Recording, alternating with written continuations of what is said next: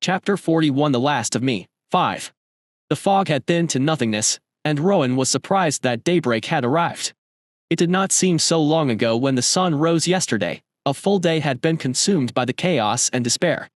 He had experienced so much, yet he could close his eyes and easily remember when he was a miner digging through the earth, or when he was a frail noble brat who buried his head in books and dreams.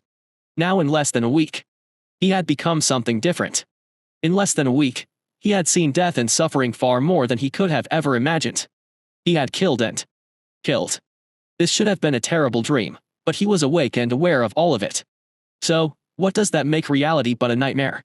What would he have to become to survive this reality? What atrocities was he willing to commit? What sacrifices was he willing to make? Again that words came forth, unbidden, from his mind. I thought I was a man, but I am nothing but char and cinders. Rowan finally approached the heavy gates of his manor. It was a drawbridge which dropped over a small moat filled with azethan, a nasty material that corrodes flesh and bones. They arrived to the cheering and weeping of the manor staff, who saw the techniques Rowan had unleashed from a distance and heard the screams from the town. They had all shaken in fear. The relief when they had felt seeing the arriving crowd was palpable, since most of them had families from the town, and they were distraught at the fate of their loved ones. Rowan saw hopeful faces that soon scrunched up in sorrow and disbelief at the sparse crowd behind him. He had done all he could, yet he still felt shame. But he was amazed at the tenacity of these people. At the start of the day, this town was breathing and thriving. Well over 3,000 people made this place home. Now what was left numbered no more than 120. If Rowan did not fully understand the reality of this world, now he did. Death came for all, but in this world, death was a malicious and relentless wave washing over the shore. The people were like loose sand, and with every wave, more of them were dragged to the cold darkness. Inevitable and unrelenting, it would never stop until it consumes all. Then he saw something amazing that drove the darkness away from his thoughts. These people understood their helpless stance in this world, yet they kept on pushing for a better day. He had never seen strength like this. Rowan saw them bracing themselves and picking their grief and placing them aside. Without the threat of immediate demise, they hugged their neighbors and comforted the children. He saw Perdue the dark priest, his face drawn and tired. Yet, his voice of consolation and comfort was strong. Perdue caught his gaze and Rowan nodded at him. He returned the gesture. He saw faces he knew from his memories, and those he knew from the souls he kept. In a manner, he knows everyone here deeply. Rowan watches as a semblance of calm comes over the people. He watched the horror and the nightmare slowly pull away from their visage. But you only had to look beneath the surface, and you would catch a glimpse into eyes that held only pain but shielded by a strength born from love. They did not complain over what was lost, but instead strove to protect what was left. Seeing all these, Rowan wept. He was thankful for his shell, for he was sure his face presently would make babies cry. And in a weird way, tears were a form of release. Why should he complain about the darkness and his loss? He was far more powerful than these people, but in their own way, they were all stronger than him. Like an unyielding grass, they bend but they do not break it. Even if they are cut down and burnt, from the ashes they would make themselves new. He had much to learn from them, for even in his plight, he still had much to give thanks for. Not only that, but he had already lost if he let despair win. The butlers called to round up the people, for he was going to distribute them in the hall beside the manor, but Rowan stopped him. He cleared his throat and addressed the gathered people, surprised at how effortlessly he switched to the role of prince, another stark reminder of how different he had become. Not only his body had changed, his mind as well. He was born to nobility, and in this world that title meant something entirely different from the norm. It was not just a difference in social class or in the way of thinking. They could as well be a different species from the rest of humanity. Rowan was not convinced that this made them better than regular humans. He could even argue that it worsened them in certain aspects. To him, sentience was a watershed. Any creature that had sentience had to be placed in the same category, and none was superior to the other. So, even if he had the blood of gods running in his veins, he was not superior to humans. He was glad that the prince all through his life never drew himself away from humanity. With that in mind, this world believed in might, and whoever had the bigger fist would rule. Although these sentiments were for good reasons. Gods and fantastical beings walked the land, and some of them were not virtuous. Many were downright evil, and humanity as a whole would suffer if it did not have capable leaders and guardians.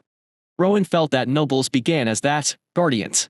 And as with all things that power touches, it tends to change and not always for the better. Nobles were no longer guardians but became rulers and tyrants. All his entire life he had been told that the blood of a noble is more precious than the lives of 10,000 men. The actions of these few here begs to differ. The bravery and tenacity of these people was remarkable to him, and so he needed to give back to these people who had shown him a path from despair. That was what he told them, as they all gathered before him in silence. He could not promise them salvation, every path to that sweet release had been blocked, escape by land or water had been denied to them. He was unable to promise them victory, for even he himself did not know the hour he would die, only that it was soon, and he feared he was not strong enough to face their foes. Yet, he could tell them. When I was given the keys to these land to make it my own, I despaired. I questioned the decision of my family. Why should I leave the magnificent capital and go live at the end of nowhere? To live with people who have not seen a different scenery their entire life. What could they teach me? They had no grand tale or ballads. The gods had never deemed it fit to walk their land, or dine in their halls. I said to my family, they had no sense of fashion. No reputable arts or craft, they were not even wealthy. The tax they paid. Pittance. The crowd began to shift, yet the tone of Rowan's voice held them, even the children went silent. Nevertheless I did come to your land, with hopes that I could see some redeeming quality. Something to stir my spirit. What I saw was worse. Your farmlands were more rock than land. You hunt for meat where demons and mutants rove. Your rains were storms, and your ports are never peaceful. Yet, day after day, I watched you create miracles out of suffering. You broke the land. You tame your waters. Each one of you left me in awe. You made me aware that it was me who was unworthy of these lands and of its people, and ever since that moment, I had fought to gain her acceptance. And I have failed. Chapter 42 The Last of Me, 6. Rowan paused for a while and looked at the faces that watched him in rapt attention. An unspeakable evil came to you like a thief at night. It is called an abomination. Some of you may have heard whispers of this horror. But every one of you saw its fangs and bare its wounds. I cannot begin to imagine your loss and the pain you have felt. So with my bloodline as a descendant of the gods, this is what I promise you. Rowan raised the axe up in the air and let his vitality flood the weapon. It began to let out a deep vibration that shook the bones of everyone gathered here. Their bodies seemed to be filling with energy as the light from the axe made their eyes glow like stars. I will destroy the monsters that brought you pain, every last one of them. We shall bathe in their screams and I shall bring their skulls to you, and we shall drink wine from them, and from its bones we shall build an epitaph. Or our fallen. Or our fallen. The roar that answered Rowan was primal and raw. He had managed to turn the helplessness and the fear of these people into rage. He turned his faceless face to the butler. Make sure my people lack no comfort. My home is theirs. Give them every comfort we can afford, including from my personal stocks. I do not require those anymore. Rowan turned and left. His steps were heavy, and his people bowed to him as he walked by. Maeve followed behind him. His mind dwelled inside his record as he could not wait to settle down and dig into his paths to power. With the number of souls he just harvested, he could take the next step forward. He could feel the ticking of the clock and the weight of expectations. The third prince sat by the bed of a dying woman, while he stroked her white hair. Her wrinkled skin conveyed old age, and she let out deep coughs that rattled out of her bony chest accompanied by painful spasms. When she spat out phlegm with blood specks, the third prince gently cleaned her mouth and spoke soft words to her to ease her suffering, for it was clear she was in her final moments. When the spate of coughing ended, she looked at the third prince with confusion in her eyes. She opened her mouth to speak, and her voice, even though it was shadowed by age, was still clear. I know that I have asked you the same question 1,000 times before, and I implore you for your compassion. At the least let me die knowing the reason for my torment.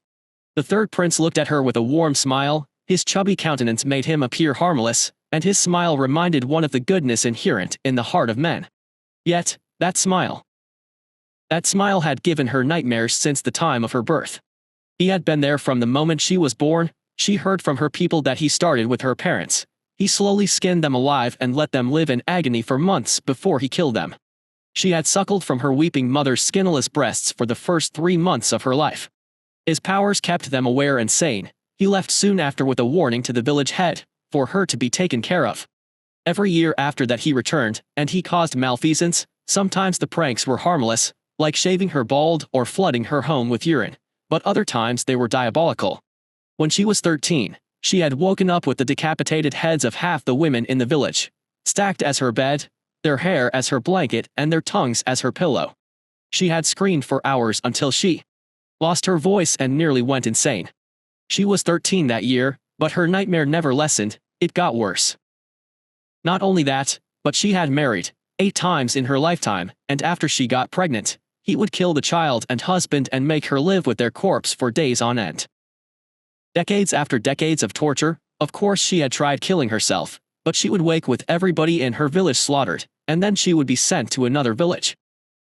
After trying to kill herself 3 more times, she stopped, for she knew he would not let her die, and it would only result in the death of countless people. Here she lay dying and, like a vulture, he sat beside her, watching her last breaths escape from her lungs, and savoring her despair and confusion. You are 95 years old today. Yet, do you know how old I am? She looked at him perplexed, and the third prince sighed. He was about to speak, when the shadows behind him swirled and a hooded figure came through it. The general has been restless, every third ping on my hearthstone is from him. We need to throw him a bone, else we risk losing his support. The voice of the hooded figure was low with a hint of annoyance. The third prince's gaze never left the face of the dying woman. Then let him play. He said, give him the keys to the test tubes and let him fiddle with them until he is satisfied. No way. I won't let that brute enter my nexus. The third prince proceeded to rub his brows in irritation. Then let him send a couple of men inside. There is already a stationed garrison inside the nexus that he thinks is hidden. It's cute how he thinks he is so smart. He can be petty, so don't give him an excuse to use them. Only with our supervision, and he won't be given direct access, only the shielding of his men equipment is allowed. The hooded figure paused, and how did he gain access to the nexus and was able to conceal those soldiers within? Did you help him? Raising his hands in noticeable concession, the third prince said, give the man some slack after all, he can figure his way to his rear and given enough time. I got frustrated at his attempts at subterfuge. I just had to give him something. The hooded figure muttered a series of expletives under his breath, before he brought out a rune stone which the series of events happening in Calcutta was displayed. There has been a series of developments that I find particularly interesting. Your brat. His growth has been spectacular, and this unknown bloodline more so. Is that so? Now that is something I would want to see. The elderly woman began a new round of coughing, and the third prince absently patted her head like a dog. They both began to watch everything that had transpired in the manor. When Rowan killed the demon, they apparently thought it was normal, but then, he left the corpse behind. The third prince scratched his head. Wasn't the singularity supposed to influence him to eat the flesh of the demon? That function was, suppressed. The hooded figure said, the Holy Mother demands it. Now, that's a little surprising. Seeing as without the flesh of demons and abomination, he would not be able to grow. Do you no longer require that data? The third prince spat in annoyance. Before you get aggravated, I hope that you understand without her intervention we have nothing substantial, and besides he is a failed subject. His lifespan should be lesser than a decade, and the only use for him is to test the viability of the plan. We do have better candidates. Like you, I suppose. Well, I won't say that exactly, I prefer a hands-off approach to matters like this. Yar. I just want to gather data for my projects. Nothing more.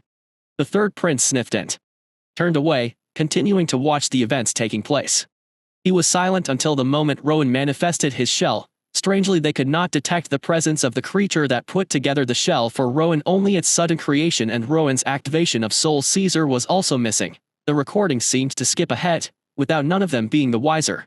Chapter 43 The Last of Me, 7. Yet, the mystical shell that appeared was enough to draw their attention. The eyes of the third prince lit up, as his pupils began to glow red. What sort of bloodline is that? Even through the distance of space, I can feel its antiquity. I have never seen the sort. Rowan has Kuranes blood, no matter how thin it was, yet this new bloodline stripped away every last strand of it. Can you even begin to understand how difficult that is supposed to be? That old hag made sure to imprint herself in every drop of our blood. The hooded figure choked and coughed, looking around in fear, but he soon settled and answered with an aggravated tone, I have no idea. But the singularity is supposed to draw a bloodline intrinsically linked to its host. Do you by chance have dragon blood in the Kuranes line? How do you expect me to know? Some of my ancestors bred like rabbits and were famous for never keeping their third sword encased or their deep caves dry. We could as well have a bloodline connections to even insects. Well, that solves our conjectures, doesn't it?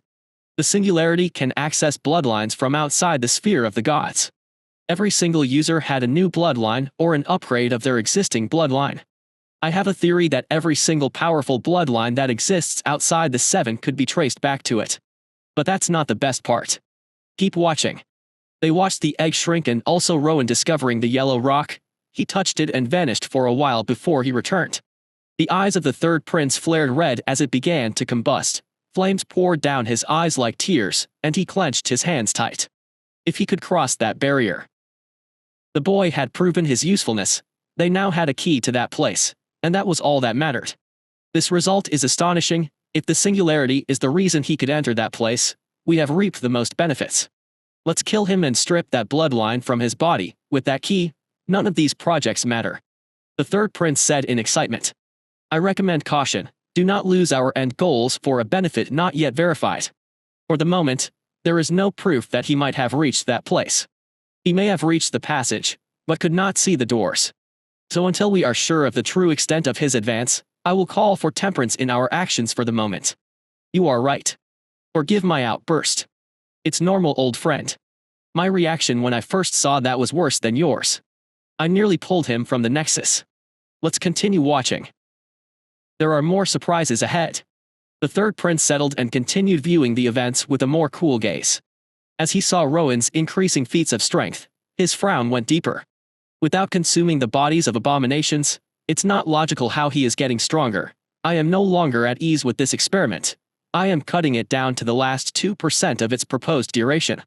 We would use other subjects for more in-depth interpretation of the singularity. The third prince's eyes slowly turned green, before blazing to blue. His gaze grew deeper, as if he wished to tear Rowan piece by piece and uncover every secret he was carrying. My best guess is that it's a spillover from the bloodline he accessed. The hooded figure said, he might be digesting the benefits it brought, and what supports this hypothesis is the presence of this unique wrapping on his body. He is literally walking with his shell. It must be a dragon bloodline, but one that is mighty and focuses on body strengthening. So he turns out to be a brute. How disappointing. With his quick mind and clever disposition, I expected him to pick a more energy-focused bloodline. Well, it doesn't really matter anyway. His lifespan was spent when he was being merged with the singularity, and he would need to get to the incarnation state to elevate his soul, and that would take centuries. His spirit appears to be compelling too. His movements are too clean otherwise. This is surprising, for this bloodline is incredibly versatile. Which state of change do you reckon he is on at this time? Peak legendary, with a foot into the rift state. Note that it's only been a few hours, and he did not use any pathways to grow. Even without sustenance from the singularity, his powers keep growing. I would love to see how much more he develops with a stunted singularity. Alas, I don't believe his lifespan would be enough. Besides, he cannot grow past the legendary state, for the only ether inside the nexus is controlled by me. The third prince grunted in apparent understanding, yet I would be more at ease with another subject. Let Augustus satisfy his curiosity, and then we pull the plug. He resumed watching. When they saw the axe, the hooded figure scoffed, Augustus is a fool, and an exceptionally dangerous one. That weapon should have never seen the light of day. Ha ha ha ha.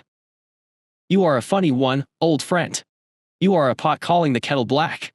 He toys with matchsticks, and we play with an inferno. You are underestimating Augustus, do not regret it. Besides, the third prince arched his eyes at the display of power that Rowan called down on the abominations. That little stunt right there would have drained most of his remaining lifespan. His vitality is impressive, but he has called enough projections to drain 10 rift state dominators. Such a waste of essence. He wields the axe as if he is throwing a rock. To waste it on such a pointless move is disappointing, since he won't be consuming the bodies.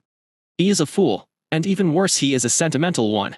Yet you are still worried about his development and terminating the project just as it is beginning to bear fruit. The hooded figure laughed. I don't like surprises. The third prince said, you have given me enough as it is, with your tampering with the functions of the singularity. In that case, he should be stuck as a mortal. Now with this axe, he is as powerful as a Rift State Dominator. Even though his abilities are inconsequential to me, I am not in the habit of watching a potential foe grow a foot when he was given space for an inch. After the battle and the speech from Rowan that had the prince smiling in glee, he turned to the hooded figure. Well, I have drawn my conclusion, but before I tell you, I want to know what is troubling you about these events. Well, if you must know, what we watched seemed linear, but I expected you to have spotted some irregularities, especially towards the moments he received that new bloodline. You would only notice an error if you check the timestamps. There are specific portions of the missing recordings. Somehow my runes could not record them. This is troubling. We are dealing with a singularity. There are risks that come with an undertaking such as this. Remember, we don't fully understand what we are dealing with here. This is the first trial run. I expect some degree of uncertainties. The third prince dismissed the claim. In 3 days, we pull the plug. I know. Yet, it bothers me. Oh. What conclusions have you drawn? Oh. It's a small matter, compared to your lack of accurate data. You see, I can't put my finger on it, but I am certain that this person is not my son. Of course he's not your son anymore. His bloodline has been changed to another, and the only thing linking you to him is your name. The third prince looked at him in surprise, while he muttered, so intelligent, yet still so dumb. He turned away from the hooded figure and concentrated on the dying woman. The enigmatic figure slowly vanished into shadows. Chapter 44 The Last of Me, Final. Oh, where was I, before I was so rudely interrupted? Yes. Your impending death, isn't it? Performing so many duties tends to muddle my mind a bit. The dying woman knew he had no lapse in his recollection, just one of his endless games he liked to play. He suddenly said, have you ever wondered, when you killed yourself, why you always awoke to find the rest of your people slaughtered? Hate flashed through the eyes of the woman. It was difficult to forget the countless transgressions he had done to her, for he made sure he reminded her often, as if he wanted to keep the wounds in her mind as fresh as the day he inflicted them. She said, was that not for your own sick desires? I do not remember me being an accomplice in any of your slaughter. You have made me a pariah my entire life and I do not have much time left. Why do you continue to play these games? Oh. There is still fire inside you. I thought you lost that decades ago. Well, I will answer your questions, but first I want you to answer mine. If you are not cooperative, I won't be able to help. So, you see, the ball is in your court. He poked her playfully on her face repeatedly. Age had mellowed her emotions, and her suffering had taught her tolerance. Schooling back her hatred back into the depth of her soul, she asked, why do I wake up to the scene of everyone dead, anytime I kill myself? The third prince grinned, usually, you figure it out more quickly before your deathbed, but I have to admit I have been a little more rough with you this time. He paused before he said, I am no god, Amira. She shivered, whether it was because he called her name, or the damning premonition she felt. Suddenly she wanted to avoid hearing his next statements, and she could see that he saw the conflicts in her mind and his smile went wider. I cannot break some intrinsic laws of reality. The third prince frowned, not, yet I suppose, and any time you choose to untimely kill yourself, I have to gather life force from somewhere, don't I? As always, there are always limitations to collecting life force to supplement another person, like similar species, familiarity and a host of other reasons we cannot get into now. She began to shudder and tears dripped down her face. All those times. I killed them. Yes you did, hey. Don't cry, it was for a good cause. I told you I cannot rewrite some laws of reality yet. You are among some of my experiments to break some rules. I think you might have an inkling of what comes next. Don't you? You said. I was slow this time in finding the truth. You don't mean? Yes. Listen to the sounds of these people outside that love you. They shall fuel your next resurrection. How long? How much have I? Have you? She stammered, her thoughts in disarray, her frail heart beating so hard, she could hear it over the sound of her mind breaking. I have lived a very long life and time gets blurry after the first few millennia. I can only guess, for you are one of my latest experiments, maybe a few. Do not lie to me. A cry that carried despair and anger in equal measure came from her throat. She would have been amazed by her boldness, before now. But at this time, she could not really think deeply, for her heart hurts. The third prince stopped smiling and a hint of pity entered his eyes. The soft voice from him and the pity in his eyes worsened it, and she hated him, with every fiber of her being. How dare he try to posture with any semblance of humanity? How dare he? It has been 19 iterations so far. The third prince said, altogether, we have made this play for 1,350 years. Amira turned away from him. You take pleasure in this. He paused, seemingly surprised at her question, then he took some time to consider her words. In a manner, he said, if I don't enjoy pursuing my goals, I would have left it all behind long ago. I hate you with everything inside me. I curse you. Monster. To never find whatever you seek. Amira's voice was clear, and her eyes were fixed on the third prince. She pushed all her hate and anger to him. Perhaps your wish might come true, but... He gently placed a hand on her head and closed her opened eyes. Her last breath was her curse. He blew gently at her corpse and she turned to a human-shaped pile of ash, but her clothes and the bed she laid on were untouched. A dull red glow rose from the ashes, and he opened his palm, and the glow came to rest on it. It was a soul surrounded by chains made from flames, and even as he watched the soul began to slowly fade, the slight frown was the only indication that the last 95 years he spent on this iteration was a failure. I have time, Amira, in the face of time. Your curse is meaningless. The third prince left the small room where Amira died. Outside there were well over 500 people gathered. Amira had been a controversial figure. One whom the whole village hated. As the third prince went outside, a cheer rang out. The jinx was finally dead. The third prince grimaced and snapped his fingers, and everyone from the men, women, and children to the animals all turned to ash. From the ashes he gathered a formless energy and fed to the fading soul he clasped. He sighed and made a gesture and the soul vanished. He turned away and slowly departed the village, heading towards the setting sun. A woman a few thousand miles away smiled in her sleep as she snuggled deeper into the arms of her lover. A faint glow lit up her stomach, and she frowned in discomfort. But as the glow faded she settled deeper into sleep. Unaware that tonight, she had just conceived and the future of her and her lover was altered. Chapter 45 Cocoon Breaks. It was a short walk to his room, where Rowan retrieved his diary and, glancing around, located a sketchbook inside the drawers of his workstation. He also took out a wooden square box that was beside it. The box was polished to a dull green finish, and embossed in the bottom left corner of it were the words, Rima Trading House. Keeping all these close to him, he walked to the laboratory, denying Maeve questing hands to carry the items for him. Realizing that he did not require her assistance, she hurried ahead and had the doors to the laboratory opened before Rowan reached them. She used the opportunity to run a quick scan through it, frowning at the broken windows. Those would have to be fixed soon enough, but at least the metal barriers were still in place, so that makes this place the safest for now. She saw Rowan placing the axe by his side, plus the books and the box he carried, and she decided to place a spatial anchor on the weapon, but she retreated with a flinch. The weapon had sliced through her links without any effort. Shaking her head at another point of interest she would have to keep an eye on, she rapidly went through the wardrobe for a fitting wear for her master, which she began to assemble by the door. Rowan found a section of the floor that was free of any clutter and sat down cross-legged. He closed his eyes and made an effort to calm his spirit. His mind had been overworked, and he needed to be calm for his next upgrades to his bloodline. He heard the sounds of the door to the laboratory closing, and for a short while, silence prevailed. Rowan called up the primordial record. B. Name, Rowan Kuranes. Age, 11/11. Strength, 116.7. Agility, 115.9. Constitution, 200.4. Spirit, 58.5. Class, none. Title, Plain Walker. Aspect, Spatial Sight, Tier 1. Berserker, Tier 1. Skills. Enrage, Level 10 Mortal State completed. Vortex, Level 10 Mortal State completed.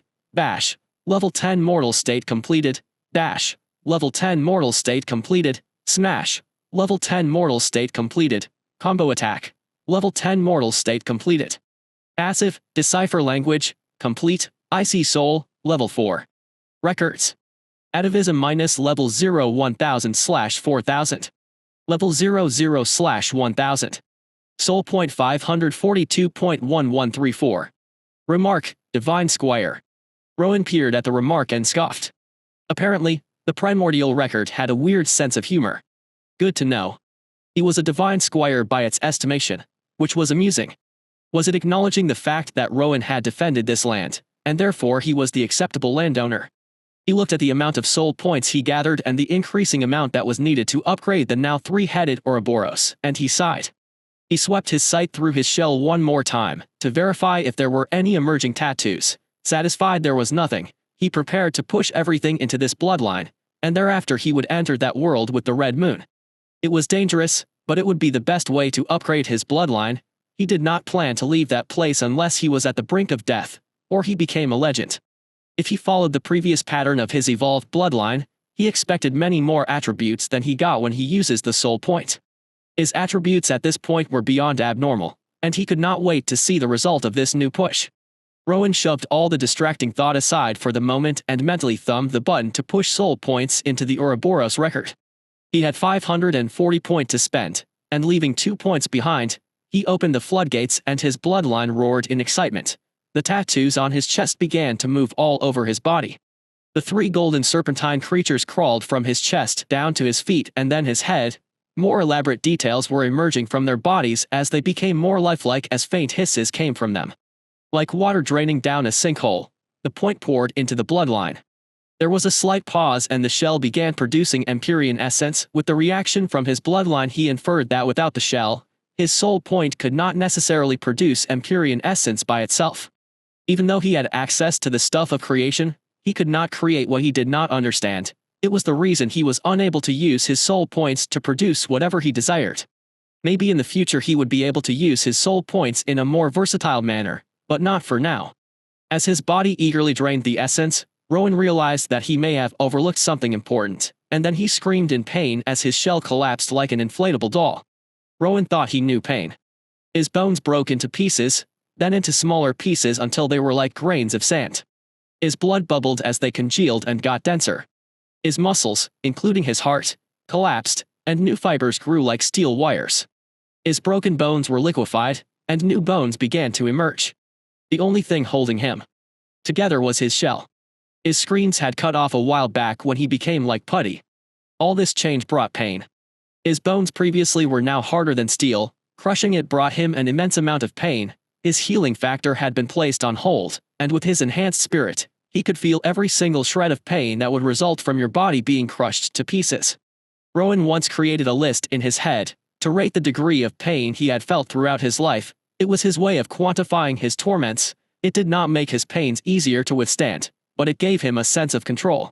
He had never felt he was unlucky. He had never believed in such ephemeral forces. What he believed in was that if you played with fire long enough, you will get burnt. He had lived a hard life and the nature of his job made it an inevitable accident waiting to happen. He had once had his ribs crushed by a collapsing mine shaft in an unregulated sector because he needed the cash. He had been pinned under debris, where he stayed under the rock and in the dark for 2 days. And every breath came in a short gasps and every second he cried for death. He would wake up after he fainted from the pain. Delirious, hungry and thirsty. He was in darkness and there was no sound except his labored breathing and his frequent dry sobs, and the pain would resume and submerge every other concerns. He had prayed to God.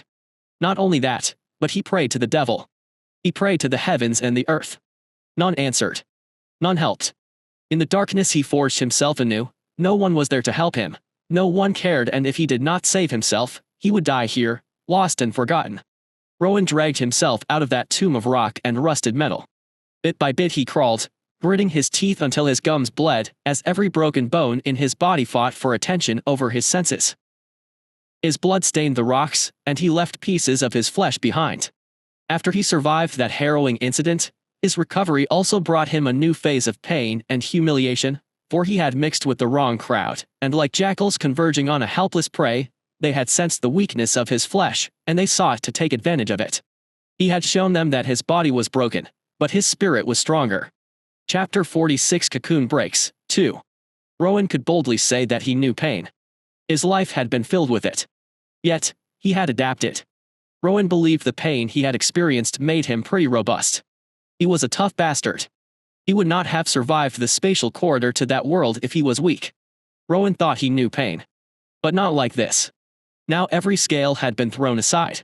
This was pain on a level he never thought was possible. And he knew what worsened it was his spirit. It kept his mind clear and made him aware of every second of torture. He had been very wrong. Power came with a price, and upgrading an omnipotent bloodline came with its own risk. Especially in his case, where his bloodline had been upgraded to the limits, it would grant him immense benefits, but it was also proportional to the dangers he would face. In his last life he had made a scale, and called it his list of glass. It would hold all his pains, and even though it was made from glass, it would never break. He would not break. This pain was great, but it was nothing new. He had endured a similar amount of misery before, and as always, they always seemed insurmountable, yet he was still here, was he not? He took the pain and pressed it into his list, as his mind trembled and threatened to tear itself apart. He would not fall. His body had become chaos, yet his will became like iron. He had once dragged himself from the jaws of death, and although he covered his scars with humor, the scars were still there. He used that experience to piece himself together from the pain. How long he was in the state of near death was something Rowan could not tell, but slowly but surely, his senses returned to normal and surpassed the normal, and the understanding of his new bloodline increased. A faint sense of knowledge flowed from Ouroboros, and he knew why he was in so much pain. He would perish in body and soul if he failed to keep his sense of identity as his bloodline was evolving. Rowan's physique was breaking through a threshold, and for his body to grow more powerful, it had to be broken down and a new foundation rebuilt. On this foundation, his successive transformations would grow upon. His body slowly began to fill up inside the shell until he was back to normal, but that was just the beginning. For his growth did not stop. He had not checked how many stats he must have gained, but it must have been a lot because his frame could not fit this amount of power. He must grow. His development came with pain, but it was almost enjoyable. And thereby a new dilemma came up. His shell was too small. It had expanded to its limits, but it was not enough for his present form. His body strained against its hold, and he felt an intense sense of confinement. He must grow. The shell that formed around him was not meant for an Empyrean the likes of the three-headed Ouroboros. It was too small and would have never contained its growth. Rowan knew his current bloodline was more tyrannical and, if anything, was going to give. He felt the first tear in his shell. It was small, and it healed quickly, but his body had filled up that tiny space, and although the shell had healed, it was more spacious. This pattern continued, until the pressure eased and he could fully express himself. His shell had grown, but now it was weaker. It had outlived its purpose, and would no longer produce Empyrean essence because at this stage of his evolution he no longer needed it. He stood up to his feet, and unleashed his spatial sight to scan his body. His shell appeared dull and gray and the golden tattoos on it were gone, and Rowan knew the reason, for around each of his heart were 3 serpents. They curled around the organs, and their eyes were closed. They resembled the dragons from the Eastern mythology in his previous life, but without the waving beard. Rowan observed the 3 small snakes inside his body, and saw they appeared tired. He knew his transformation had been rigorous not only for him, but also for them, and because he had surpassed the trial, they were able to also. His body was becoming weirder, changing in a direction he could not anticipate, but as long as he was still breathing, that was all that mattered. A new sensation of hunger began to grow from his heart. He was a little confused, but a new understanding entered his mind, and he knew that he must feed the snakes with the shell. But because he understood, that did not mean he knew how to do it. The snakes, however, knew what they wanted, and he felt a mental plea from each of them. It seemed like they needed his consent. He considered it for a short while, and then he permitted it. The shell was important, and had saved his life more times than he could count, but if continual growth depended on him losing the shell, it was not an issue. Besides, he was sure he had outgrown its uses. He had not checked his stats for the moment, but he had no doubt he was now far stronger. The world around him was becoming more slow, and every motion of his body made the air around him tremble. He gave his consent, and the snakes opened their mouths and gave a tiny bite, and he felt a piece of his shell disappearing from his face, back, and thigh.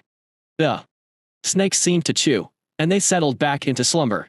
He had a sense that they would be waking up sporadically every hour or so to eat. Why does it feel like I'm raising a couple of inconsiderate brats? The shell that disappeared was around 12 cm in diameter, and the one that was eaten was around his left eye. The cut was rough and appeared to be chewed on by tiny razor-sharp teeth. He opened his eyes, and for the first time since he got the shell, he saw the world with his eyes, his left eye to be precise, since his shell still covered the right eyes. He could immediately tell the difference, for his vision was not what he would ever describe as normal. Everything his eyes showed him was gray and lifeless. Except for some few spots in his laboratory that emitted a dull glow, the rest of the world appeared drab and colorless in his vision. It took him a short while to understand what his eyes showed him was related to the amount of energy contained in an object.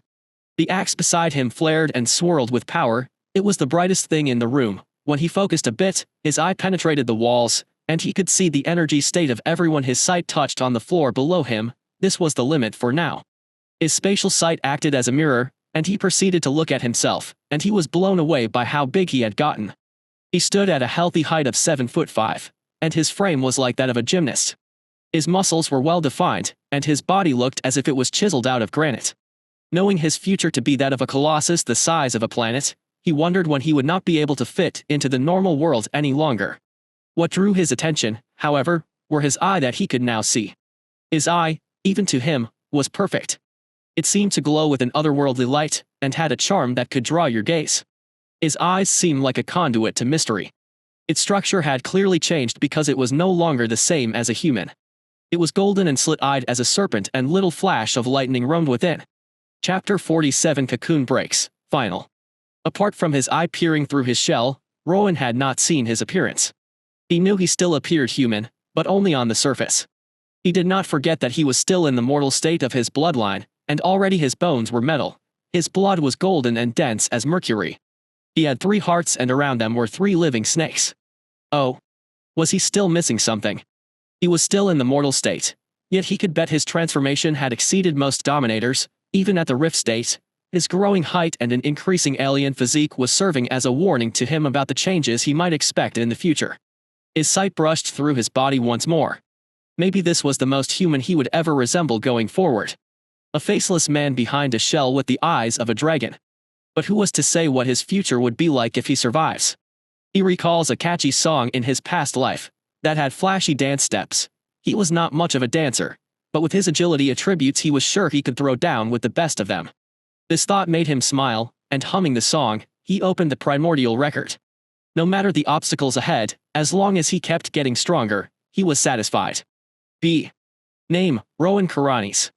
Age, 11/11. Strength, 224.7.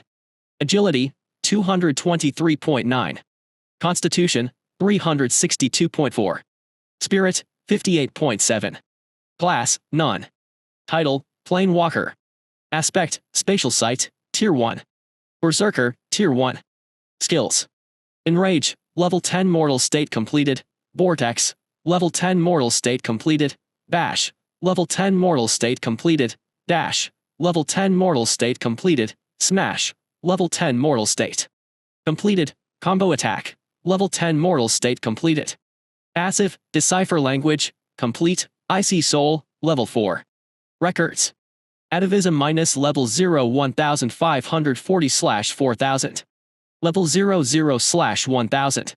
Soul point 2.4532. Remark, Divine Squire. Damn. He was becoming a monster. Even with his inflated stats, he knew that could not accurately describe his abilities. His body was different from any other dominators. He may have not really understood how yet, but his physique made every stat he had to carry an extra kick. With the toughness of his body, he would be able to truly push himself without fearing any adverse repercussions, and with his healing factor, it was easy to recover damage. His stats almost made him desire to run back to the lake and have an earth-shattering battle with the abominations, and he found himself considering that option for much longer than he had expected. What tempered his enthusiasm was the head of that woman he saw in the lake. According to his understanding of abominations, their core would not move from their position, unless it was going to be leaving the area. It was hard to judge the powers of an abomination core because he was not privy to that information previously, as he was not a dominator. But he knew it must be mighty, and he would not be able to fight it at this time. The manor was protected by sigils. He did not understand what it truly was, but it was only given to the 7 noble families by the God King. It was etched into orichalcum plates, and it produced a mystical barrier that had great defensive powers. Most notable of all was that sigils were mainly defensive. There were rumors about other uses for them apart from the defensive barriers they created, but he had never seen them. Rowan walked to the window, and placed his hands on the iron bars, and pulled it open. It was so easy, it was almost like bending a straw. He should be going to that world with the red moon, but he needed to relax for a moment. He had just survived an ordeal that would break most humans, and the act of standing still while looking at the rising sun was cathartic. Rowan the prince had a habit when he was tense. He made sketches. Rowan was going to push himself until he broke into the legendary state in that world. Nevertheless, he felt he needed to remind himself about why he fought and also to clear his mind. Going to battle or to your death willingly was not an easy thing to accomplish. He sometimes wished that he was broken, able to perform feats of incredible brilliance or cruelty like the heroes from the books he had read without it affecting his mental state. But that was far from who he was. At the moment of action, he did his possible best without flinching. But after the events had passed, he usually finds himself beset by doubts. He was wasting time, which he needed above all else, so he would have to be quick. He turned away from the window and moved to the metallic table he used for experimentation. Rowan moved the beakers, pipettes, an alchemical cauldron and a pair of tweezers out of the way and set down his sketchbook. Besides it, he placed the wooden box. Rowan gently opened the box, and within were a dozen graphite pencils. Their tips were all sharpened until the desired length.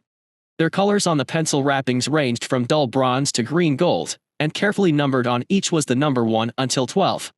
On the side of the box was a circular opening where Rowan knew he could sharpen the pencils if he so desired. The prince took painting lessons as one of the required learning courses for alchemy studies.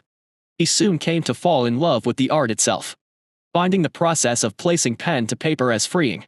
Rowan decided to follow the habit of the prince when he was feeling stressed and despondent. The act of placing his memories on paper seemed to dull the edges on the sharper sides of his recollection, easing him into analyzing his shortcomings and the events that transpired. As far as he was concerned, this would shorten the time it took him to properly go over the events of the past few days, and maybe reveal to him certain shortcomings he had made. He opened the sketchbook. It was a relatively new copy and had only a single picture drawn. It was of a smiling woman, Rowan's mother. The sketch of the woman had been done with utmost care and attention. From an artistic perspective, it had all the necessary elements to bring a face to life, from the shades and the contours to the deft trick he used to make the eyes look real. Yet for all the subtleties here, there was still emotion here. For he kept all her flaws. A small scar by the side of her eyes when she fell as a child, the slight wrinkle in her nose as she smiled. Rowan had captured his memories of his mother and placed them on paper. Rowan had created an alive picture. Her hair was long and slightly curly as it tumbled over her shoulders. She had an oval face and expressive eyes. What drew Rowan's attention was her smile. He had been able to capture its warmth in his drawing. These words were written just below the picture. Rowan's mood when he wrote them was a memory he did not have. Chapter 48: Adrift in Fog. Rowan flipped the page over and selected a pencil. His hand moved to the 4th pencil by itself. Rowan was too distracted to notice, not letting his mind dictate his actions. Rowan began to draw. His movement was at first sharp and jerky. He was not used to his new strength. It took a brief moment to stabilize, however, and his pencil began to flow over the pages. The first sketch he made was of the dark priest Purdue. He was a peaceful man who surprised Rowan by the depth of his convictions. He still recalled the shouts of the priest as he battled, filled with righteous fury and sorrow, plus he was a legendary dominator. He had clearly hidden himself deeply, and Rowan had never recalled before now the priest ever using any dominator powers. That was incredible because the allure of using your power was intense, and it took a decisive mind to place aside his power and toil as a mortal for decades. The picture Rowan drew was of the priest shooting dark lightning from his fingertips, incinerating a couple of abominations. On his face his expression could be interpreted as either laughter or sorrow. It was a unique expression that Rowan stopped and accessed for a while. He did not remember seeing such a scene, but he guessed that his spatial sight reveals so much information to his mind that it was impossible for the present him to interpret them, and that most of them were buried in his subconscious, and only acts like this could dredge that swampy depth and unearth hidden stories he might have missed. As if with a mind of his own, his hand wrote below the sketch. This was totally normal. How much weirder can it become? Is my subconscious telling me I have a hidden kink for old men shooting lightning from their fingertips? Or a much better interpretation was that these were the memory of the priest itself, and perhaps in the heat of battle, his sight was able to capture some of his emotion. He was not convinced that this was too much of a stretch, for the aura field around people, he had come to find out, was colored by the emotions they were feeling at that time. If his sight could emotions, it might be able to also pick up surface thoughts too. Rowan chose to believe this version because he hardly understood a fraction of what his spatial sight showed him, and he would prefer not to have such an unusual pursuit, anytime now or in the future. Rowan flipped the page. He selected another pencil and began to draw. The next person emerging on the page was Captain Titus. He had one arm, and his blade was swinging with great speed that he left lines of gore hanging in the air. Countless heads were by his feet, yet his countenance was eerily calm, as if he was born to such slaughter, and the glint in his eyes resembled amusement. Again, his hand unbidden began to write. He sighed and turns the page. The previous 2 pictures took less than 30 seconds each. His agility stat made his hand fly over the page. This one took 2 minutes, and Rowan could see why. It was a dense picture with at least 100 people inside. They were of all the people rescued in the town. Tied around their necks were a noose. The rope from the noose extended and pierced through the clouds, and their faces had no flesh, only white bones. In the skies above, a massive lidless eye peered down. Rowan could not help but shiver. He felt his primordial record react, but ignored it for the moment. His mind was strangely more relaxed, as if he had taken a considerable weight off his chest. He had an intuition that these sketches were significant. His mind began juggling possibilities about the reasons for this intuition of his before he put an end to that. He was aware of his time constraints, and he allowed himself to draw the last sketch before leaving for the world with the red moon. It was of Maeve. Times. Maeve, seeing her master sitting on the floor, felt unease, for he did not deserve anything that was happening to him. Although she knew that the paths of the powerful were not straight, and they would face more adversities than normal, she still felt a sense of sorrow. She had seen no indication of battle shock from his disposition, but different individuals handle traumatic situations differently. Seeing him with his sketchbook and his pencils collection made her sigh in relief. He was holding himself better than she would have ever imagined. She carefully arranged the clothes she prepared for him. As a dominator of great power, normal clothes would simply not be good enough. He would have to return to the family for specially crafted clothes and armor. The only thing she could do presently was to reduce the burden on her master. She knew he loved his people, so she should make sure that the worry of his, for their welfare, was properly seen too. Alongside keeping her eyes out for traitors that would surely dwell within, she had plans for certain traps to lure them out, but they need careful plans and execution. She would not worry her master about that aspect. She would only bring their heads to him. She had used her legendary ability, Space Lock, more than what was recommended. Her head was pounding, and she may have sprained her muscles in her back, for even walking brought a flash of pain, though it was impossible to determine that looking at her demeanor. Thankfully, she was at the peak of the legendary state, and in a few more hours she would have recovered enough to partake in another battle. Space Lock did not require much consumption of her spirit, and she would have enough utility from her legendary ability soon. She carefully closed the laboratory doors behind her and proceeded to the first floor. As a precaution, she would be placing anchors on all the heavy weapons in the manor, and the doors of the halls where most of the people stayed. If there were any movements from any of these, she would be made aware. Apologies, ma'am. There has been a series of development the captain would like to forward to you. The posh voice of the butler entered Maeve's ears. Oh. Okay. In that instance, I would like for you to present the plans for the shelter and feeding arrangements of every man, woman and child and place them in my hands within the hour. You can use every resource available to you. Ma'am. I would recommend you speak to the captain first before any further arrangements are made. The clear voice of the butler had a hint of despondency in the tone. At this moment, Maeve looked at the butler and saw his expression. His face was pale, and his eyes were shifty. Sweat beads his forehead, yet he still retained his attitude of professionalism. He was a short man, who was also whip-thin. His lips were 2 lines of dash and his eyes entered his skull. His balding head still retained the dark hair of his youth, or maybe he was just used to dyeing it. Despite his appearance, the butler was a gentle soul. Maeve nodded and hurried down the stairs, getting to the hallway below. It was now empty but for one guardsman. This one was a woman, but Maeve did not know her name. Not because of any inherent bias, but because except a guardsman broke into the legendary state, they would remain nameless. Most of them never got to have a name. The captain is at the gardens outside. The guardsman handed her a spyglass. You would need this also. Were the abominations mounting another attack? Maeve frowned and in long strides arrived outside. She spotted the captain with a spyglass on his face. Maeve did not bother calling out to him. It was immediately clear why she was summoned. Maeve stood for a while in shock and hurried back to report to Rowan. Chapter 49 Adrift in Fog, 2. Rowan scrutinized the picture he had drawn of Maeve for a while before closing the sketchbook. His hands shook a little and his golden eyes flashed with an incredible amount of fury before he settled, and he proceeded to check the message from the record. Aspect upgraded. Spatial sight tier 2, spirit plus 30. Spirit, 59.1, 8.1. So, this also worked. His spirit had been lagging from his other stats, and even though the growth was steady, it was simply too slow to serve his growing abilities. Many of his actions depended on his spirit, and although he had an omnipotent bloodline that he was sure would boost his spirit to incalculable heights, he believed it was too dangerous at this time. He had detected no malicious will from the Ouroboros bloodline, yet he would have been killed while cultivating it, if not for his willpower. Pushing Ouroboros to legendary first would grant him more lifespan, and only then would he push for Soul Caesar next. The knowledge from his bloodline was profound, and he could not understand most of it as a mortal, but he knew he would be reforged in body and soul when he became legendary.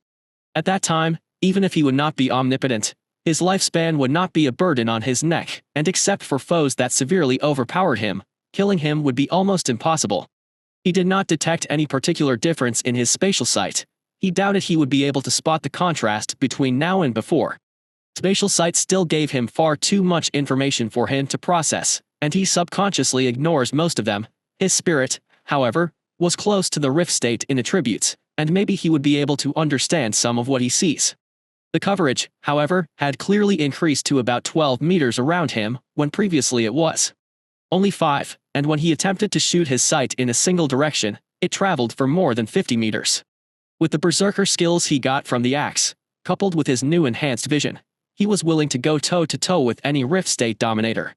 He felt the little serpents stir awake around his hearts, and this time he tried to steer them towards his limbs. It would be safer if he lost his shell on the parts of his bodies that for him were non-fatal. Even if the classes of enemies he might be facing in the future could easily bypass his shell, every iota of time it brought for him was welcomed because it was important to note that, with his growing stats, the world was getting more slow in his eyes, and he would be able to accomplish numerous actions in a single second.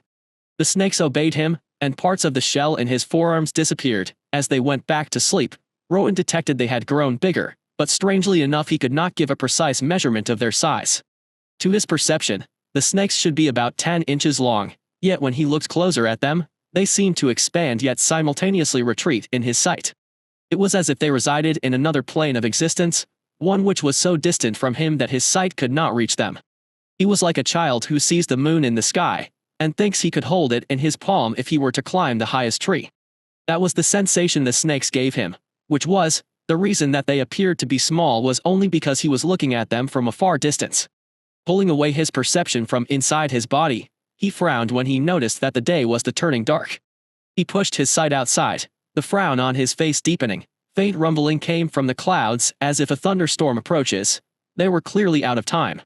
The door opened and Maeve hurriedly rushed inside. "My lord." "I know, Maeve. I could see it through the windows."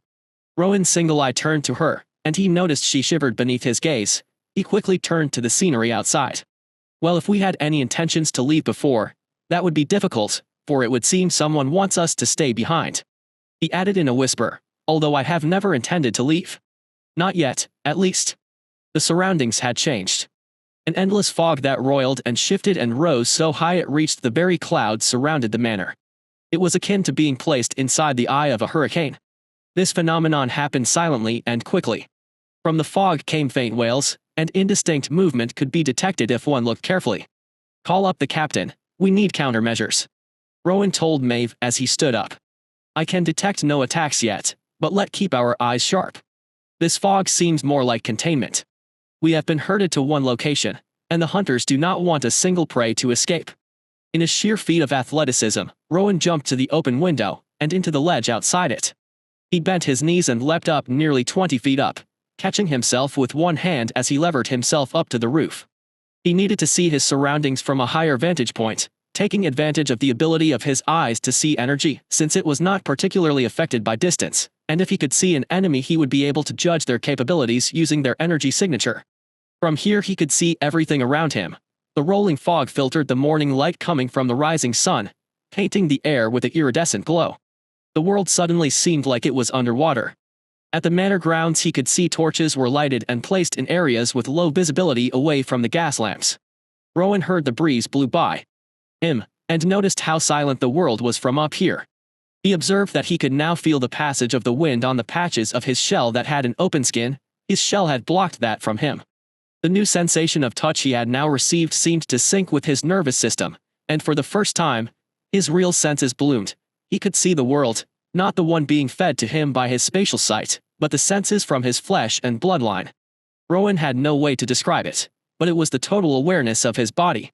Just from the wind touching his skin, he could detect its speed and humidity. Various smells and microorganisms and materials that were swept along were accessed by his body and fed to him in real time without overwhelming him. It felt wondrous.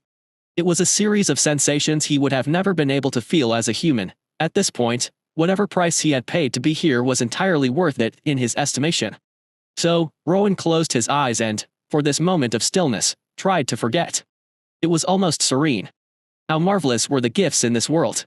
And how profound was the horror that it brought. With his spatial sight around him, Rowan felt a wondrous change, as if his surroundings were all under his control. He looked down at his feet at a piece of loose tile. He gazed at the tile, and slowly it began to levitate. He released it, and it fell slowly as if the surrounding gravity was lessened. He felt the snakes inside him shiver before the clouds above him parted and a set of massive claws swiped at him. Chapter 50 Adrift in Fog, 3. Rowan's new senses aided him here, and with the warning from the snakes inside his body, he leapt to the left, the massive claws barely missing him. A massive avian creature had broken through the fog, and it began to circle the manor. It had wings that were leathery and green coloration like old mold. There were sharp spikes sticking out from its spine. It had 3 heads with long serpentine necks that were covered with pustules and open wounds. In fact, all of its body was filled with deep scars that bled as it flew around, pouring foul-smelling fluids everywhere. Most surprising was that this abomination had hair like humans. They were of all shades and in varying lengths. Rowan had an inkling of the reason for that. His speculation filled him with rage and disgust. Rowan previously heard of a flying abomination from the accounts of the people, but he did not catch sight of it during the rescue, and it must have retreated before he arrived. Even as this avian abomination flew around, the 3 heads were locked onto him, and giving a loud shriek, the abomination plunged down at him. Motherfu. Before Rowan could mutter any choice expletives, a massive claw raked towards him. He took the most likely option and jumped off the roof. He would rather not damage the manor by their confrontation, and he was in an unfavorable position, with unsteady footing up there. The charge from the abomination had been too fast for Rowan heard the slam on the roof, before it exploded in a wave of terracotta tiles and wood trimmings, as he fell from the 4-story roof. With his agility, he was able to turn in the air as he fell, for the claws were a few feet away from him. It turns out the abomination could dive much faster than Rowan could fall. The only option he had was to raise his hands and protect his head. There was a meaty thump as Rowan hit the floor. He hardly felt the impact. His body rebounded slightly from the ground before the claws shortly followed behind. He had no ways of avoiding it, and with a massive bang, the abomination smashed Rowan into the ground. It dragged him over and ruthlessly pecked him, the force from the attack driving him into the ground, as sand and rocks flew from the impacts. Rowan was disoriented as the motion from the avian abomination was too hard to follow. The attack from the beak was very fast, almost like an industrial jackhammer. Thankfully the damages it inflicted were not that monumental for his present body. What forces that could penetrate his shell just left minor bruises, and those healed instantly. "Get off me!" Rowan yelled as he tried ineffectually to push the claws away for a little gap where he could shimmer out from under it. The abomination, noticing its assault was ineffective, switched tactics. Holding tight to Rowan, it flew a few meters into the air and, with a quick flap of its meaty wings, dived and slammed Rowan into the floor.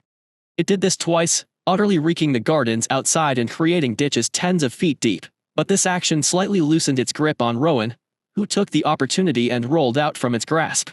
Rowan crouched and breathed deeply. He hurriedly cast his gaze around, fruitlessly seeking for a weapon to even the playing field. Rowan's inexperience as a seasoned warrior showed its ugly head now, for he had left his weapons inside the manor. The primordial record could give him all the techniques and abilities to be a great warrior, but it could not impact the experience of getting to that level. Any other warrior who had the same depth of combat abilities like Rowan would never leave without their weapon by their side in an active combat region. The abomination shrieked as it circled Rowan. Such tough prey was not to its liking. Rowan was like a tortoise inside an adamantine shell. Who needs weapons anyway? Rowan lightly punched both sides of his head and faced the circling abomination. He lifted both hands like a boxer and faced the circling abomination. His footwork was steady. He had many skills from the berserker aspects, and now he had a target practice right in front of him, which he could use to validate those skills. It occurred to him that if he was going to that dangerous world, he would need to fully understand his capabilities and not go into danger hoping on luck and his stats. Come on! Rowan yelled. The abomination shrieked and attacked him with all three heads. Its eyes were red and Rowan noticed the beak of the abomination was slowly changing shape, becoming more pointy, almost like a blade. Rowan dodged the attacks narrowly, his body contorting in various positions to avoid the beak of the abomination. The new awareness he had gained from the fusion of his spatial sight and his body's natural senses played a powerful role in his movements. The bird was fast, but this skill made him almost anticipate all its actions when the heads were close to him, giving him a split second to adjust and avoid it. Rowan quickly got used to the speed of the abomination, and when its next attack missed, he fired back with a heavy haymaker, putting all his weight behind the blow, directly into its eyes, infusing that blow with the skill, bash. Bash, smash all nearby enemies with a mighty overhand blow, disorienting and stunning them. Rowan had felt the skill drawing on his vitality and a bit of his spirit. He air-circled his fist, creating a vortex, and when his strength was fully employed in addition to his metallic constitution, it turned his fist into a devastating weapon. Its shriek was deafening as its eyeball exploded, and a part of the skull was cracked. It retreated and the eyes from its two heads turned red as it entered into a berserk state and furiously doubled its speed. Rowan had become more comfortable with the pace of the fight, and after the mild disorientation from its sudden attack, he realized that even without any weapon, he was not disadvantaged against this creature. His heavy golden blood began to rush through his body faster, and he calmed himself, placing his mental state in a sort of zen-like meditation. He intended to destroy this creature. That's it. Little bird, come to Papa. Rowan had been angling himself towards the pillars at the gate of the manor. Their battle had driven them towards the edge of the fog. The abomination may or may not have understood Rowan, nevertheless it shrieked again and attacked. Rowan calmly sidestepped the lunge and the attack missed. The beak of the abomination pierced into the pillar behind Rowan. Not letting the abomination pull out, Rowan hammered the side of the beak, using another of his berserker skills with a fast fist combo attack that left it cracked and bleeding. Its struggles finished the job, however, because as the abomination pulled its head back, the beak was left behind. Combo attack, strikes a nearby target and restores a set amount of spirit. Rowan grinned, for he had noticed a slight tingling in his fist. He had ignored it because he powered most of the berserker skills using his inexhaustible vitality, but he could understand the utility of this skill. With this skill, he would be able to rapidly gain back the spirit he uses during battle, and since his stamina was very high due to his constitution, he could now fight for an extended amount of time without worrying about his spirit. His first battle as a berserker was displaying the shocking values of the skills he had gained from that aspect. Rowan turned and set one foot on the pillar as a counterbalance, and pulled at the embedded beak. With a grating sound, he withdrew it from the stone. He turned it over, running his hands through the beak. It was black with a dull yellow spot staining the beak. It was pointed like a spear, and pieces of torn flesh were attached to the impromptu weapon. Not as good as the axe. Rowan gestured at the abomination, motioning it to attack, but it would have to do. His single golden gaze locked on the creature. His eyes were that of a predator. Soul Caesar, jaws of Dagon, rose behind him. It rotated slowly, stirring the fog. He brandishes the beak. Come.